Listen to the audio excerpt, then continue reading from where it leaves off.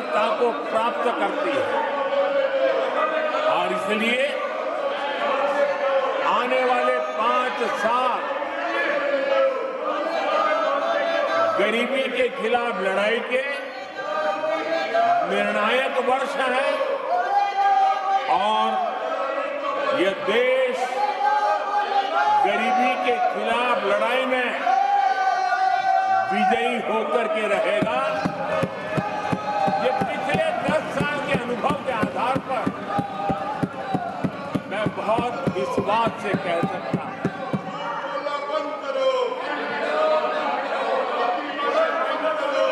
आदरणीय सभापति जी, जब देश दुनिया की तीसरी बड़ी इकोनॉमी बनेगा तो इसका लाभ, इसका प्रभाव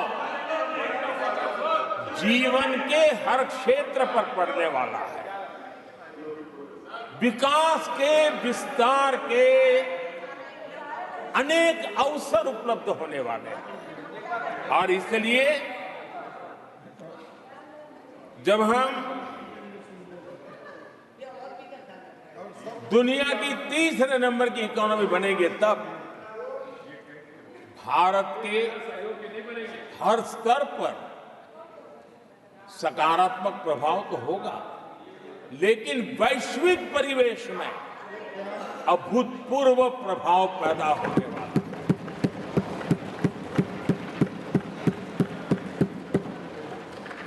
आदरणीय सभापति जी, हम आने वाले कालखंड में नए स्टार्टअप्स का,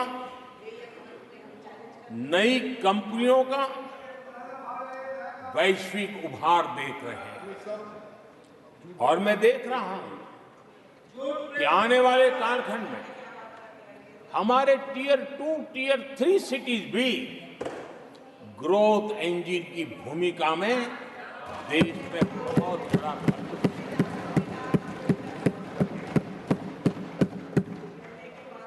आदरणीय सभापति जी, ये शताब्दी टेक्नोलॉजी ड्रिवन शताब्दी और इसलिए हम कई नए सेक्टर्स में नए फुटप्रिंट्स भी अवश्य रूप से देखेंगे। आदरणीय सभापति जी, आने वाले 5 साल में पब्लिक ट्रांसपोर्ट में बहुत तेजी से बदलाव आने वाला है और इसका लाभ भारत के कोटि-कोटि जनों को जल्द से जल्द मिले, उस दिशा में हम गंभीरता से आगे बढ़ना चाहते हैं। आदरणीय सभापति जी, भारत की विकास यात्रा में हमारे छोटे शहर, चाहे खेल जगत हो, चाहे शिक्षा जगत हो, चाहे इनोवेशन हो, चाहे पेटेंट की रजिस्ट्री हो, मैं साफ देख रहा हूं कि हमारे छोटे छोटे शहर, हजारों की तादाद में से शहर भारत में एक विकास का नया इतिहास गढ़ने वाले हैं।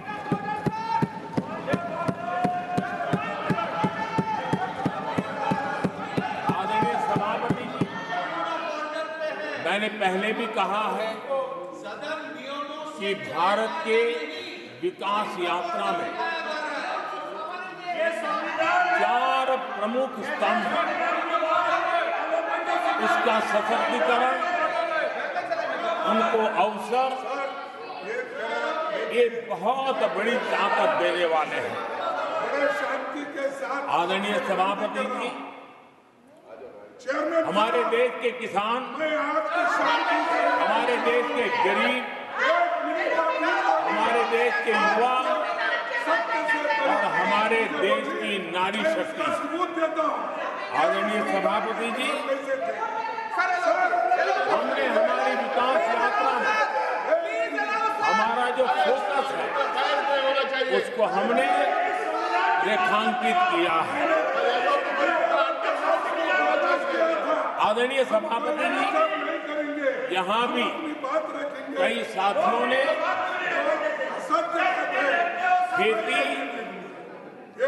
और किसानी को लेकर के हर एक ने विस्तार से अपने विचार रखे हैं और अनेक बातें सकारात्मक रूप से भी रखी है। मैं किसानों को लेकर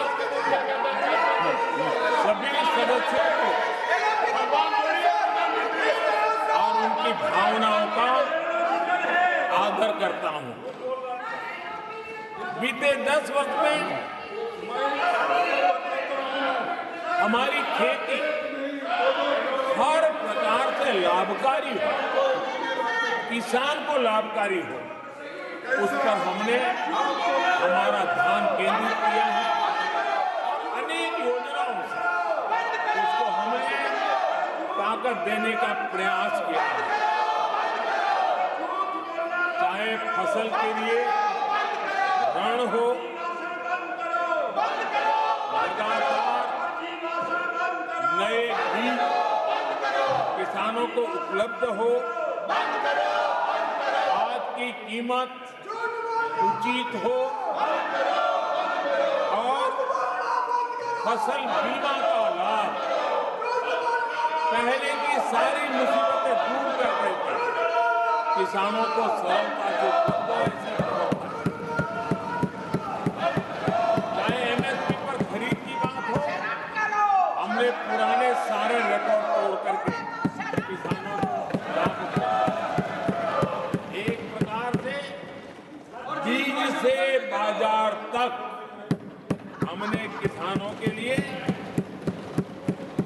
हर व्यवस्था को बहुत माइक्रो प्लानिंग के साथ मजबूती देने का भरपूर भरसक प्रयास किया है और व्यवस्था को हमने चाक चौबंद किया है।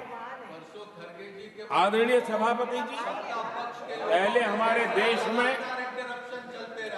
छोटे किसानों को किसान क्रेडिट कार्ड लोन पाना करीब करीब न के बराबर था, बहुत मुश्किल था। जबकि उनकी संख्या सबसे अधिक आज हमारी नीतियों के कारण, किसान क्रेडिट कार्ड के विस्तार के कारण,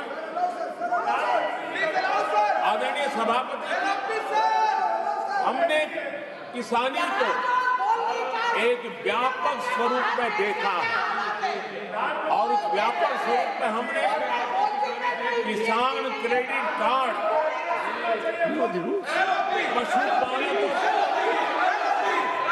और मछुआरों को किसान क्रेडिट कार्ड का हमने लाभ मुहैया कराया है और इसके कारण हमारे किसानों का खेती के काम को, उसके विस्तार को भी मजबूती दी है। उस दिशा में भी हमने काम किया। आदरणीय सभापति,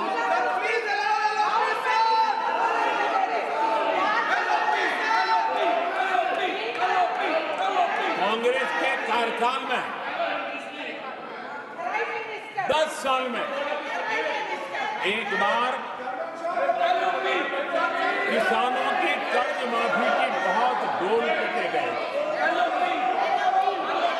और एक बढ़ चढ़ करके बातें बता करके किसानों को गुमराह करने का भरसक प्रयास किया गया था।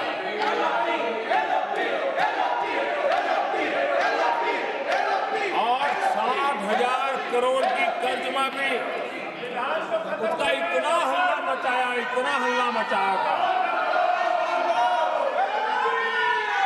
और एक अनुमान था कि उसके लाभार्थी करीब देश के 3 करोड़ किसान थे। सामान्य गरीब छोटे किसान का तो उसमें नामो निशान नहीं था।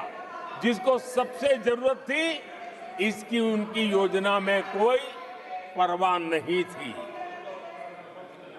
और उन तक कोई लाभ पहुंच भी नहीं पाया था। लेकिन आदरणीय सभापति जी, जब किसान कल्याण हमारी सरकार के हृदय में केंद्र में हो तो नीतियां कैसी बनती है, कल्याण कैसे होता है, लाभ कैसे पहुंचता है, उसका मैं इस सदन को उदाहरण देना चाहता हूं। आदरणीय सभापति जी, हमने प्रधानमंत्री किसान सम्मान योजना चलाई और पीएम किसान सम्मान योजना का लाभ। This conduct is not appropriate. 10 crore किसानों को हुआ है Unparliamentary practice. और सिर्फ 6 साल में हमने Please take your seat. 3 lakh crore रुपए To take their seats. हम किसानों को दे चुके हैं। It is unbecoming of your conduct. आदरणीय सभापति जी, Unbecoming of your conduct.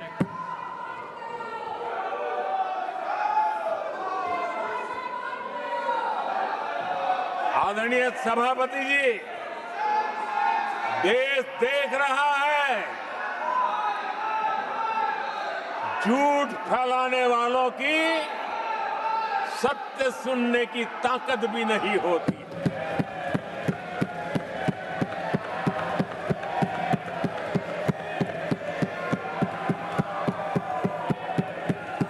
जिनका